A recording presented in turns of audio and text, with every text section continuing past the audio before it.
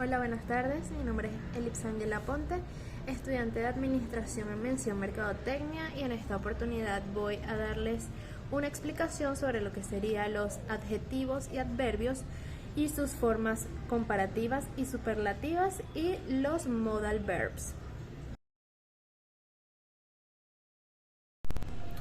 Un adjetivo es una clase de palabra cuyos elementos modifican a un sustantivo y denotan cualidades, propiedades y relaciones de diversa naturaleza. Existen diferentes tipos de adjetivos de acuerdo con la función que cumplan. Los adjetivos comparativos son construcciones que establecen relaciones entre dos o más elementos, es decir, comparan una persona u objeto con un grupo similar. Una de sus principales características es que puede modificar a un solo sustantivo, como por ejemplo, Karen is taller than Elizabeth, es decir, que Karen es más alta que Elizabeth. En esta oración estamos comparando a dos personas y su estatura, a Karen y a Elizabeth.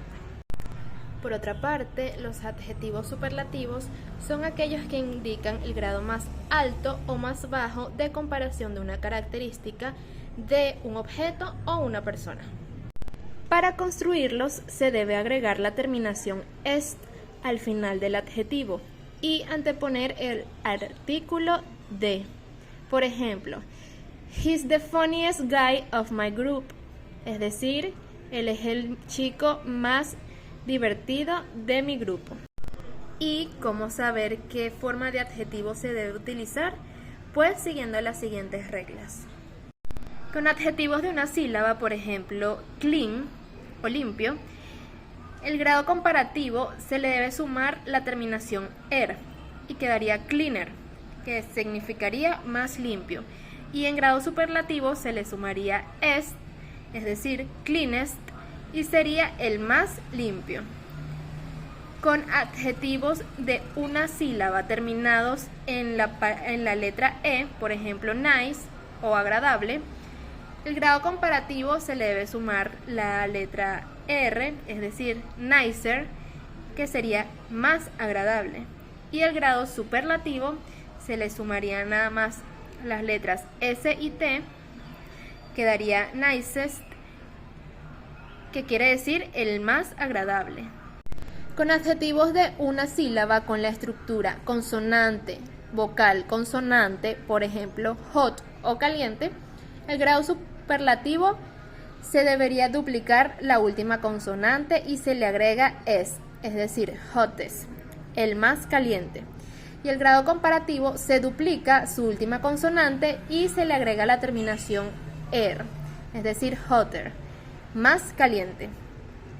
Con adjetivos de dos sílabas terminados en y, por ejemplo, funny o divertido, el grado comparativo se cambia la y por la i latina y quedaría funnier, sería más divertido. Y en el grado superlativo se cambiaría la y por la i latina y se le agregaría la terminación est, funniest, es decir, el más divertido. Con adjetivos de dos o más sílabas, por ejemplo, intelligent o inteligente, el grado comparativo tiene la estructura more o less, que significaría más o menos. Quedaría more or less intelligent. Y el grado superlativo tiene la estructura must o the less, la más o la menos. Y por último están los adjetivos irregulares, que no admiten las reglas anteriores ya que cuentan con sus propios adjetivos comparativos y superlativos. Por ejemplo, good o bueno, el grado comparativo sería better o mejor y el superlativo best, la mejor. Y bad, el grado comparativo sería worse, peor, o superlativo worst, la peor. También es necesario aclarar que algunos adjetivos no admiten variaciones de intensidad, por lo que no cuentan con estructuras comparativas ni superlativas. Los adjetivos comparativos y superlativos más comunes son cold, en comparativo sería colder, en superlativo the coldest. Más frío, el más frío. Dark, darker, the darkest. más oscuro, el más oscuro. Fast, faster, the fastest, es decir, más rápido o el más rápido. Está el adjetivo fat, que sería el comparativo fatter, superlativo de fastest, es decir, más gordo, el más gordo. Big, bigger o the biggest sería más grande, el más grande. Y por último, beautiful, es decir, hermoso. More beautiful, más hermoso, o the most beautiful, el más hermoso.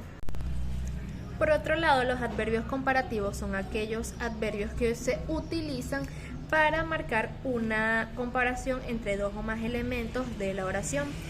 Estos denotan o marcan algún nivel de inferioridad, superioridad o igualdad entre los elementos.